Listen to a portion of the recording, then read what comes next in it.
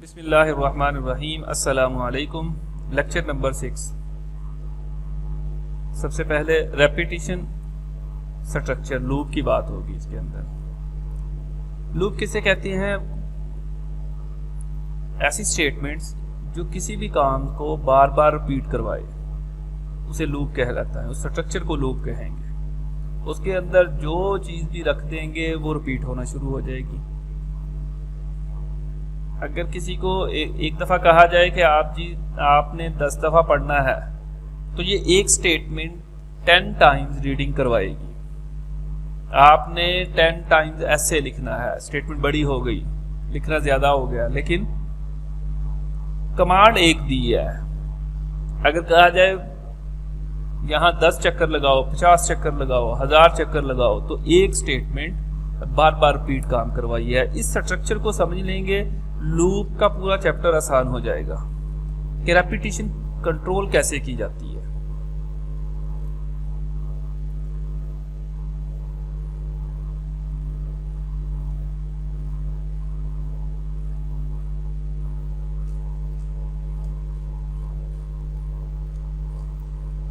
जी, इसके लिए 3 चीजें हैं।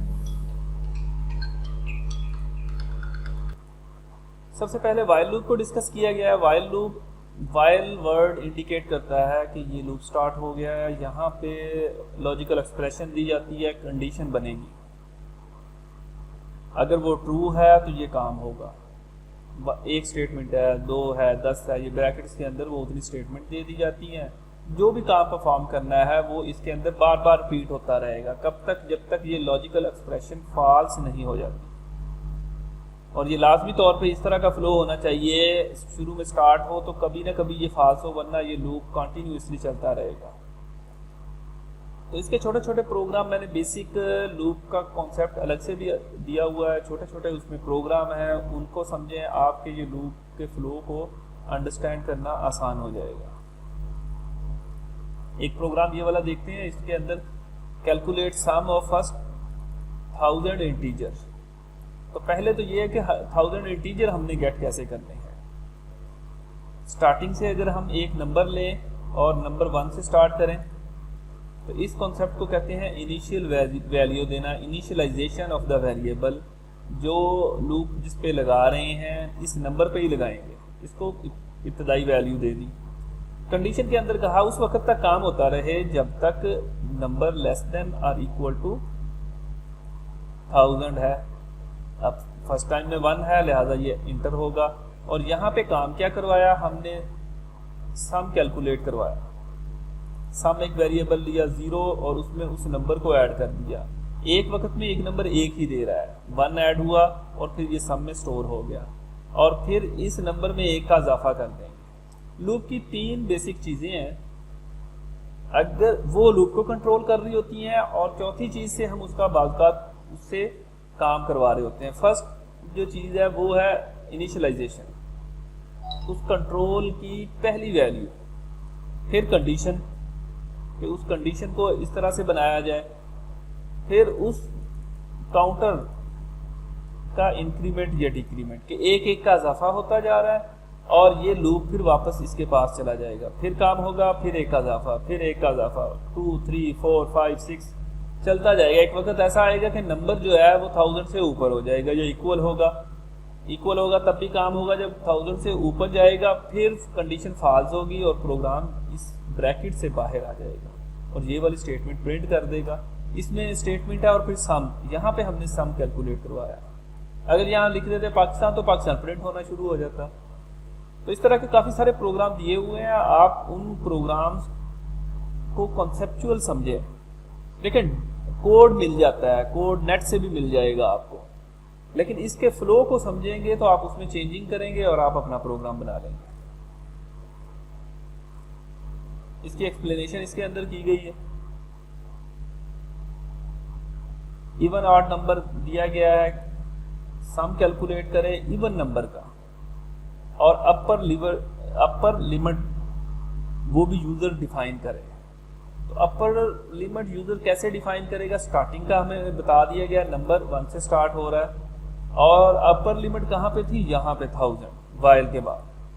और यहाँ 1000 की बजाय एक और नंबर ले लें यूजर से, उसको अपर लिमिट कह लें या सिर्फ यू कह लें या ए कह लें, एक्स कह लें, कुछ भी वेरिएबल डिक्लेयर करवाएं और वो सी इन करवाएंगे एक्स।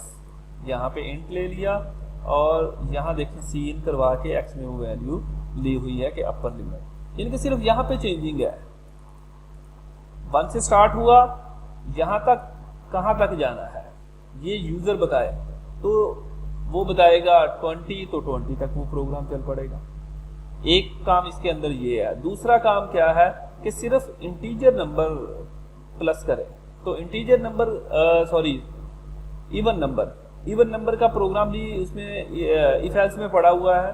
तो इवन नंबर का कैसे पता चलता है, अगर वो नंबर रिमाइंडर 2 हो और डिवाइडेड बाय इक्वल टू 0 हो तो वो इवन होता है, कि नंबर पूरा तकसीम हो, इस साइड पे भी 0 है, इस साइड पे फिर ट्रू हो जाएगा और फिर क्या करे वही वाला काम सम करे, तो वो इवन नंबर को सम करता रहेगा।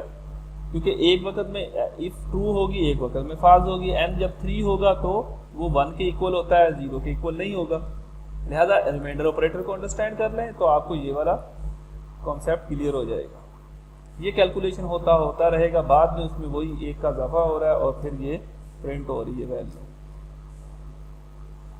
तो इसको लूप की मदद से समझाया गया है कि वाइल अगर कंडीशन ट्रू हो रही है तो इसके लूप के अंदर, और फिर अगर कंडीशन ट्रू है वापस उसके अंदर वापस वाइल के पास चला जाता है और ये लूप इसी तरह चलता रहेगा।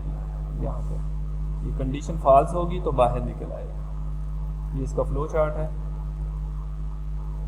प्रोग्राम नंबर 2 का फ्लो चार्ट दिया, स्टार्ट हुआ, सम हो गया, नंबर ले लिया, फिर अपर लिमिट ले ली, फिर कंडीशन लगाई, जब कंडीशन लगाई फिर यहाँ पे आ गया और कंडीशन चेक हुई, यस है, नंबर इवन है, फिर कंडीशन आ गई। अब ये कंडीशन नंबर इवन चेक करने के लिए ये ट्रू है, सम करता रहे, वरना फिर आगे ऐड करता रहे।